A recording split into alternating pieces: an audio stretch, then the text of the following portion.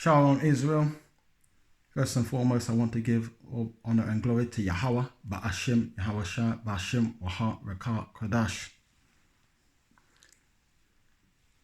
Double honors to the elders and apostles in Israel who rule and teach well, to the Akim in the highways and byways who push this gospel in truth and sincerity. To you I say Shalom. This is your brother Malakira of Yahweh's messengers. I just want to touch on the fleur-de-lis, continuation of the fleur-de-lis symbol. And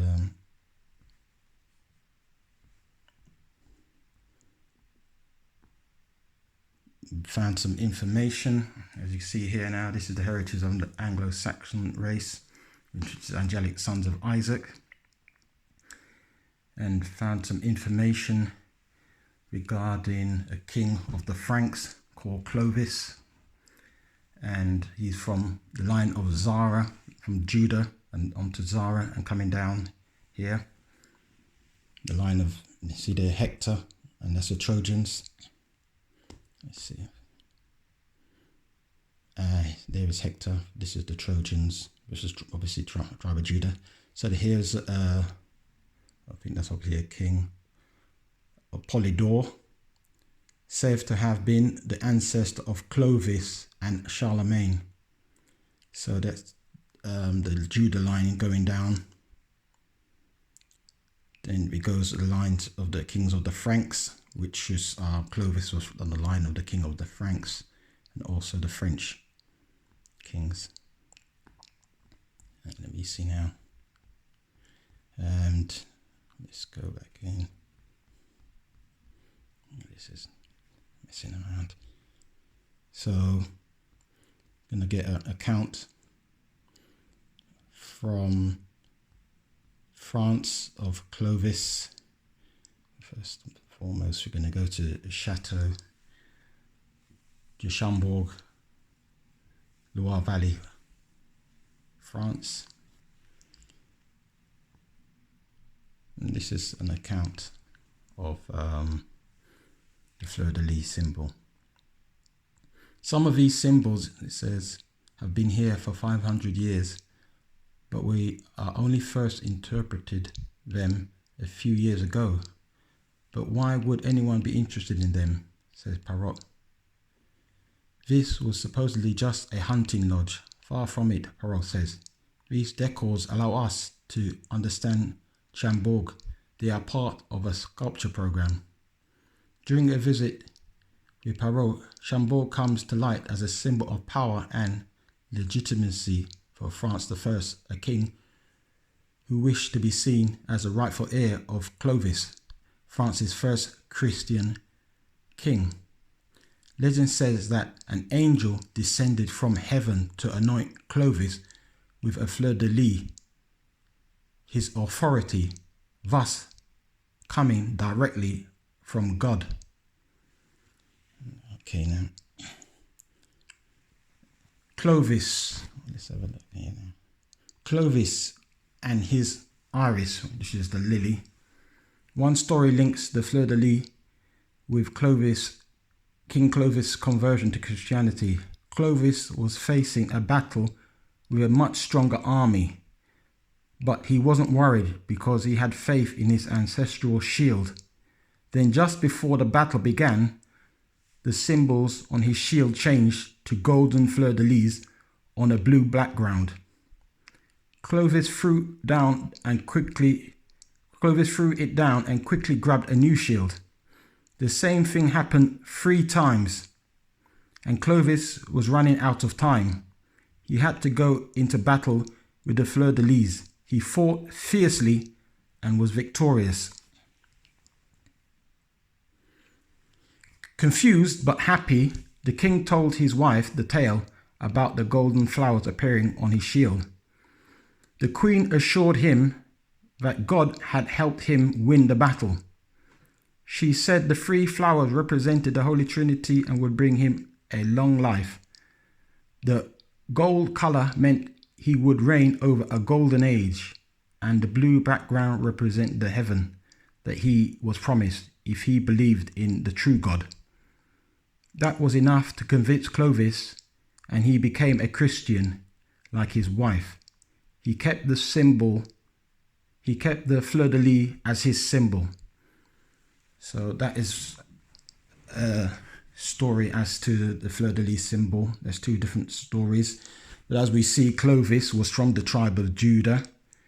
And now we see two different accounts as to how the fleur-de-lis came about.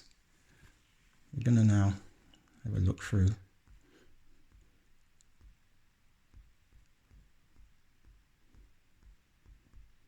Oops, I missed around again. So here you have the lily symbol in England, and this is from the Seymour family, and my brother's middle name is Seymour. The lilies and lion in the arms of the Marquis of Hertford allude to the royal connection of the Seymours in Tudor times.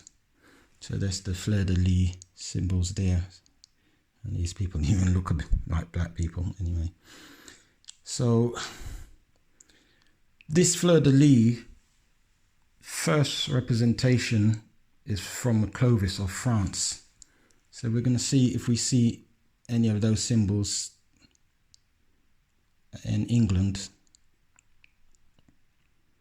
And here's an account here. The French lily. Photo. The fleur-de-lis, identified as a lily by the Council of Trent 1545, was first encountered as an emblem of French royalty in the reign of Louis VII, 1120 to 80. When Edward III of England, whose mother was Isabella of France, began to claim the throne of France for England's king, the fleur-de-lis began to be used in the royal arms of England.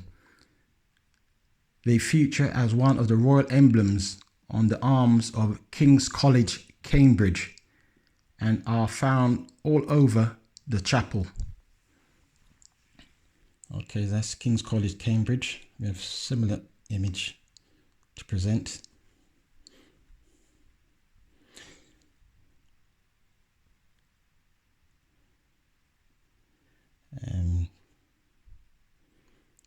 This is Palace of Westminster, the Houses of Parliament.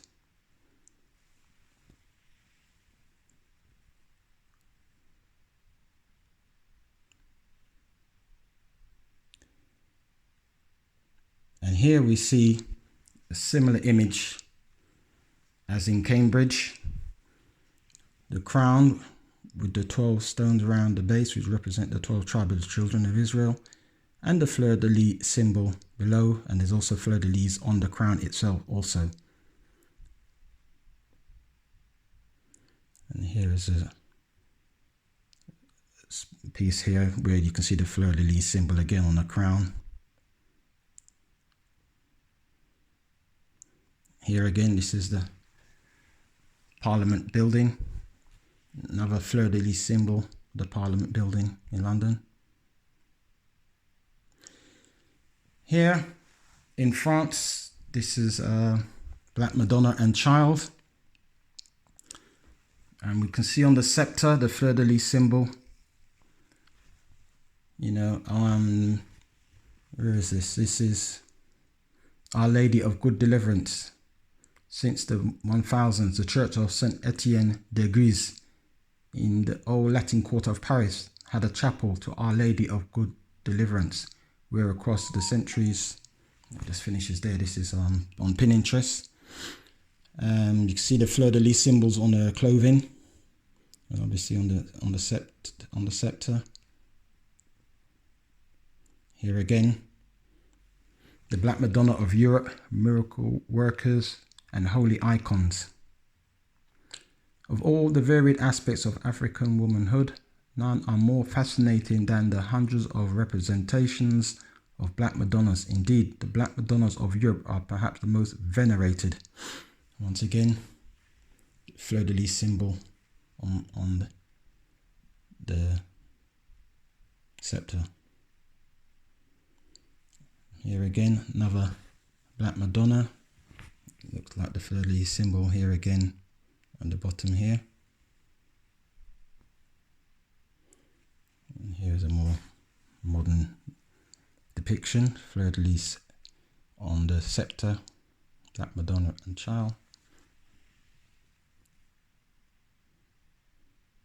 And here again, we can see the crown, and we can see the beginning of the 12 stones, which represent the 12 tribes of the children of Israel, and even on the representation of Yahushai.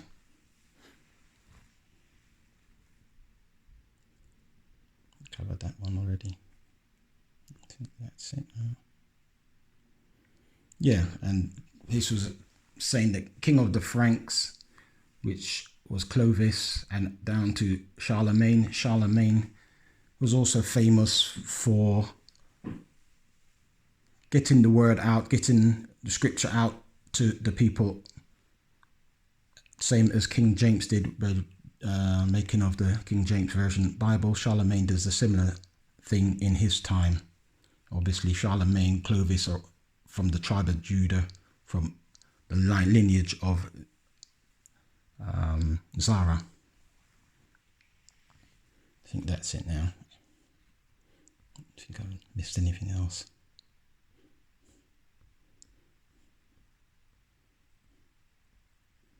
Pretty sure that's it now. Yeah. So with that, I'd like to give all honor and glory to Yahweh, Ba'ashim, Yahushai, Ba'ashim, Wahat, Rakah, Kodash. Shalom Israel.